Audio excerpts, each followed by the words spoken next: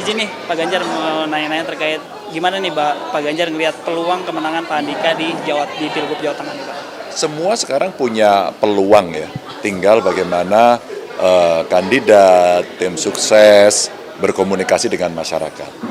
Pasti ada yang sifatnya spesial, yang sifatnya khusus. Maka kenapa hari ini ada pelatihan sampai batch yang kelima, menurut saya kita sedang mempersiapkan itu semua. Kita tahu kelebihan masing-masing, kita tahu kekurangan masing-masing. Lebihnya nggak usah dihitung, nah kurangnya mesti ditambah.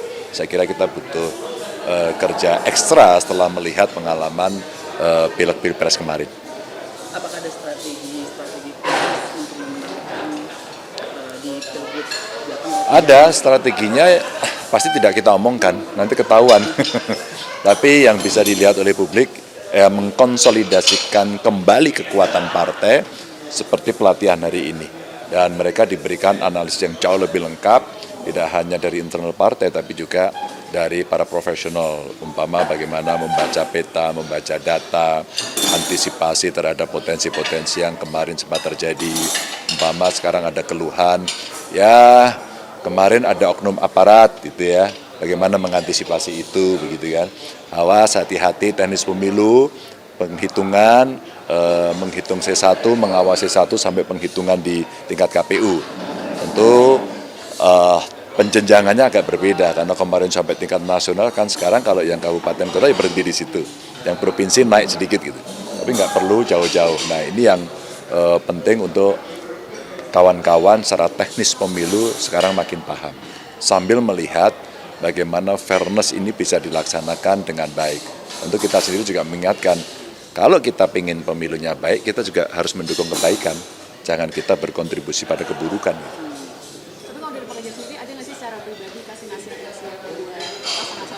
Enggak, calon-calonnya kan orang-orang yang punya pengalaman masing-masing gitu ya.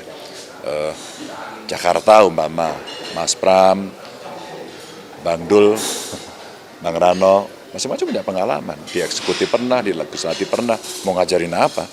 Ilmunya banyak, tapi sharing pengalaman ketika saya pernah mengalami situasi kontestasi di kepala daerah, ya itu menarik. Jawa Tengah saya kira sama, Jawa Tengah ada Pak Andika sama Mas Hendi. Mas Hendi sudah punya pengalaman di kepala daerah. Ada trik and tipsnya itu juga kita bisa lakukan. Tapi sekali lagi, konsolidasi partai menjadi utama. Saya teringat 2013 running gubernur hanya diusung oleh PDI Perjuangan sendiri, melawan incumbent, ya, dan kita menang. Gitu. Karena apa? Karena solid. Karena apa? Karena lapangannya terbuka demikian fair. Karena apa? Karena debat dilihat oleh TV, dilihat oleh media, dan semuanya akhirnya menilai konten dari perdebatan. Ya orang sebut program visi misi gitu. Itu dinilai. Mudah-mudahan besok terjadi. Saya kualitas demokrasinya terjaga. Ya insya Allah kita berikhtiar ya. Kita tidak bisa mendahului yang kuasa gitu. Karena di beberapa tempat kita juga tahu kok kita lemah. Nah kalau untuk silaturahmi sendiri nih Pak, udah ada belum? Apa itu? Silaturahmi maksudnya kayak bakal pasangan calon Pak Andika maupun yang satu lagi ke langsung Pak Ganjar membicarakan tentang. Oh enggak, saya kan kader. Pak Andika ya kader. Kalau yang itu nggak usah diminta. Pak Andika begitu mau maju dulu langsung komunikasi otomatis. Dulu beliau bareng saya berjalan waktu capres saya, sekarang tugas saya gantian membantu beliau, langsung otomatis. Apa yang terjadi 10 tahun di Jawa Tengah kami bantu. Ini loh yang belum selesai, ini loh yang menjadi harapan masyarakat. Saya titip yang overall sama adalah satu, jaga integritas, tidak korupsi. Kalau nilai itu dipegang, kejujuran itu dipegang, yang lainnya gampang. Udah pasti itu. Jadi kalau Pak Andika sendiri ada rencana pertemuan dengan Mas Ganjar misalnya sebagai mantan gubernur Jawa Tengah gitu? Sampai hari ini enggak, belum. Oke, ya. Selain dong Pak Sisan. Kan ini katanya Bu Mega mau bertemu Prabowo. Nah, itu Saya belum tahu ya jadwalnya. Tapi kalau bertemu baik saja sih. Saya kira Bu Mega dengan Pak Prabowo kan punya hubungan. Pernah berpasangan, pernah berkomunikasi, dan saya kira di antara beliau-beliau pasti bisa berkomunikasi. Untuk kebaikan bangsa dan negara saya kira baik. Dalam posisi yang kemarin kita berbeda, dan kita berdiskusi bersama untuk kepentingan bangsa negara, saya kira itu jauh lebih baik. Maka saling memberikan masukan atau membuat rambu-rambu bersama sebelum pelantikan, menurut saya itu baik. Di internal partai sendiri sudah ada obrolan itu, Mas? Kenapa? Di internal partai sendiri. Udah berkali-kali kan, Detik juga sudah muat berkali-kali juga. Tapi sejauh mana tuh obrolan itu? Jauh banget sih. Ya.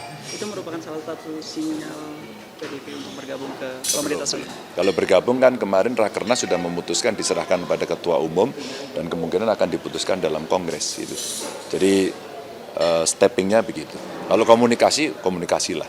Toh ini kan bukan sedang berhubungan dengan musuh yang bebuyutan untuk saling bunuh.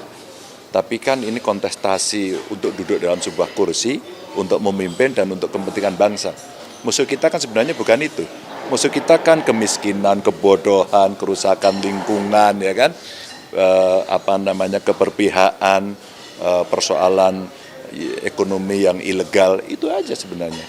Hutang-hutang negara, relasi dengan dunia yang berubah, global climate change, ketahanan pangan. Saya kira itu musuh kita hari ini yang kita makin ditekan, ya. Artinya di sini PDIP membuka kerjasama dengan partai manapun. Kan sudah terjadi di pilkada, ya. Oke, ya.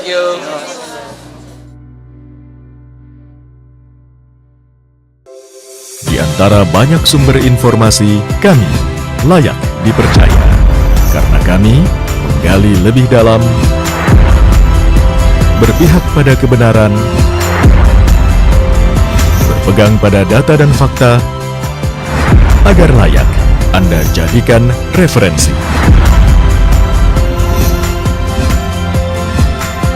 Kompas TV, independen, terpercaya.